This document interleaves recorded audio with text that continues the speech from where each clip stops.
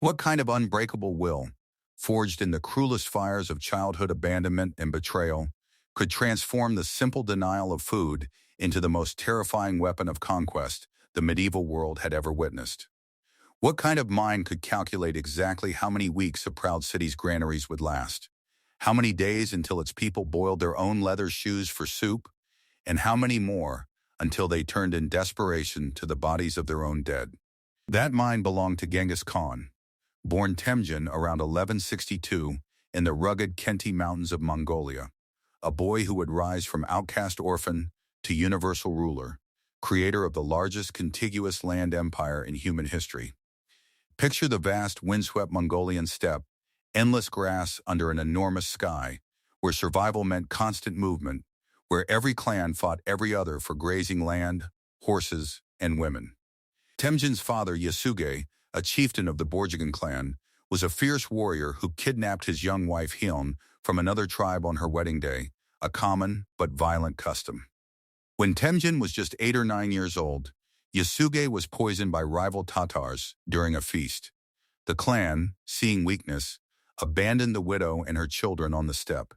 They left them with almost nothing, no herds, no protection, only the clothes on their backs and the bitter knowledge that former allies now saw them as prey.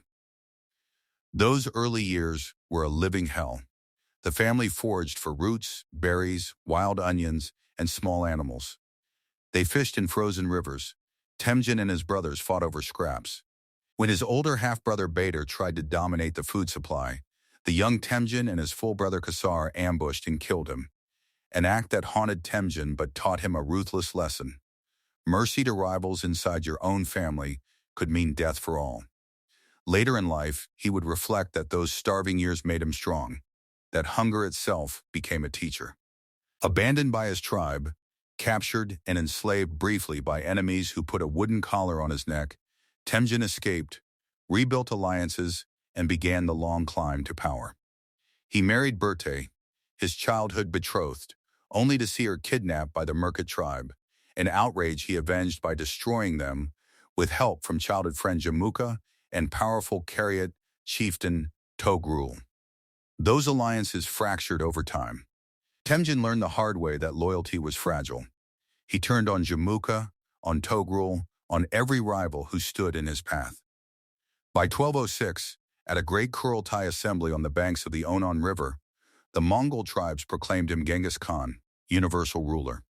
He had united the steppe not through gentle persuasion, but through a combination of brilliant military strategy, generous distribution of spoils to loyal followers, and total elimination of old clan aristocracies. He replaced tribal loyalties with personal loyalty to himself and his family. He reorganized the army into decimal units, squads of 10, companies of 100, regiments of 1,000, tumens of 10,000, breaking old blood ties so that soldiers fought for their new commanders and ultimately for the Khan. The Yassa, his great legal code, was proclaimed.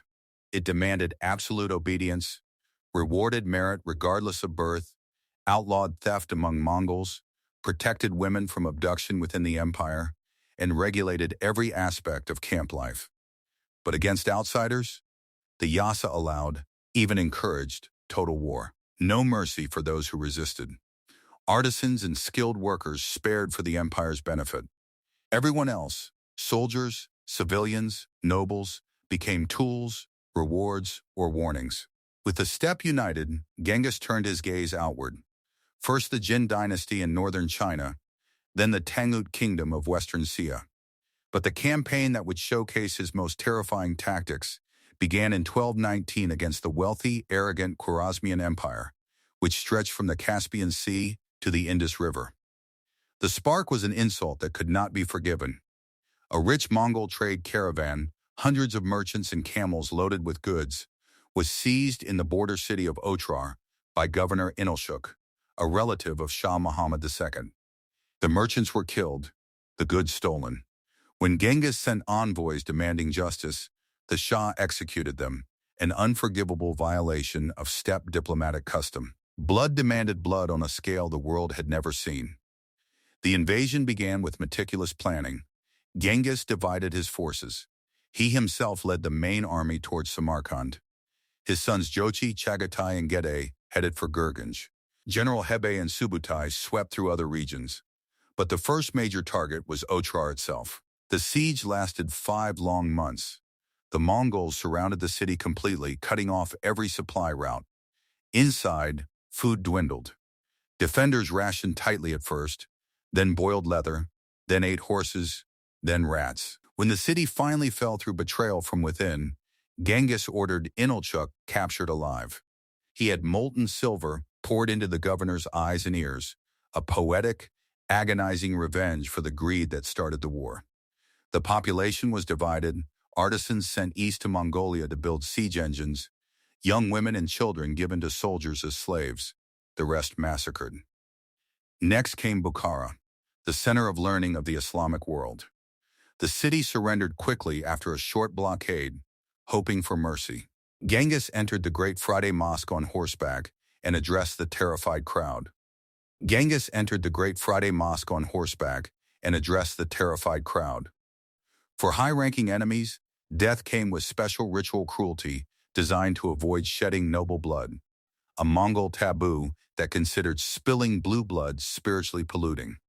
After the Battle of the Kalka River in 1223, a reconnaissance raid deep into Rus's lands led by Subutai and Hebe, the Mongols crushed a coalition of Russian princes and Kipchak allies. Using classic feigned retreats, they lured the larger Rus's force into a trap, then encircled and destroyed it. Several princes, including Mstislav of Kiev, surrendered under promise of mercy.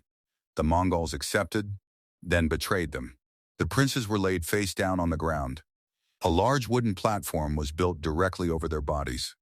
Subutai, Jebe, and other commanders held a victory feast on top, eating, drinking, singing, toasting their triumph while the weight slowly crushed the life out of the men beneath.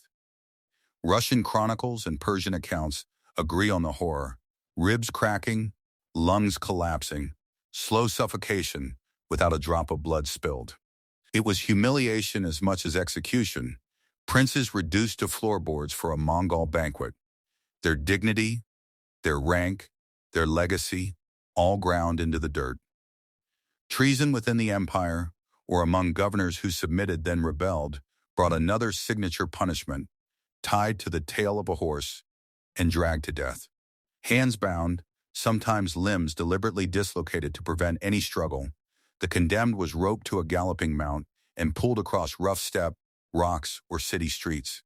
Death came from impact, tearing flesh, broken bones, or exhaustion, often after many agonizing minutes.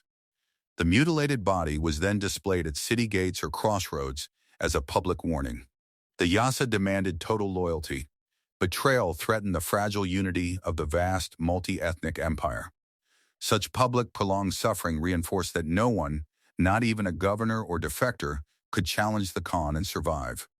All these methods formed a coherent system of total war. The Mongols did not fight for glory or religion.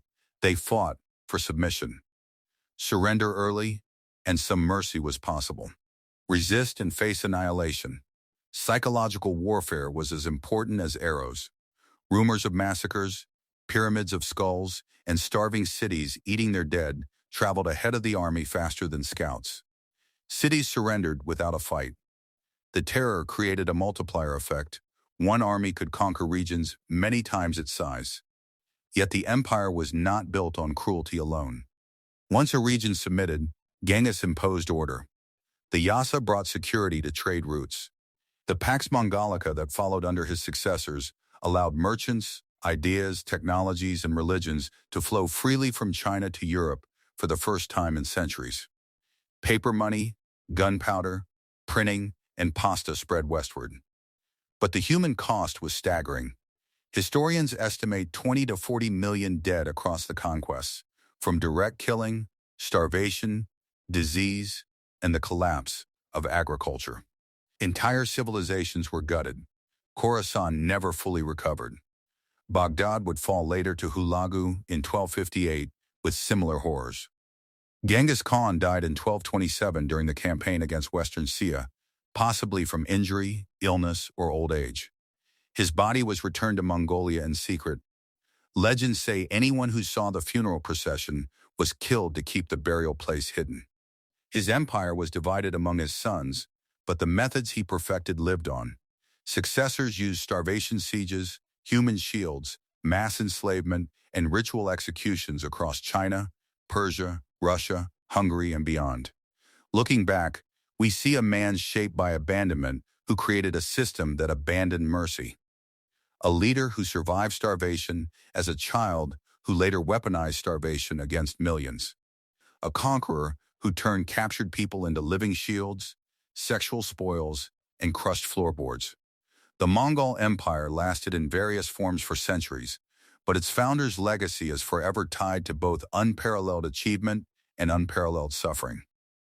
Giovanni, who witnessed much of the aftermath, captured the essence in one grim sentence: they came, they sapped, they burnt, they slew, they plundered, and they departed. Yet they also left behind a connected world, a new genetic map, and a warning that still echoes: when total power is the goal, mercy becomes a luxury no conqueror can afford.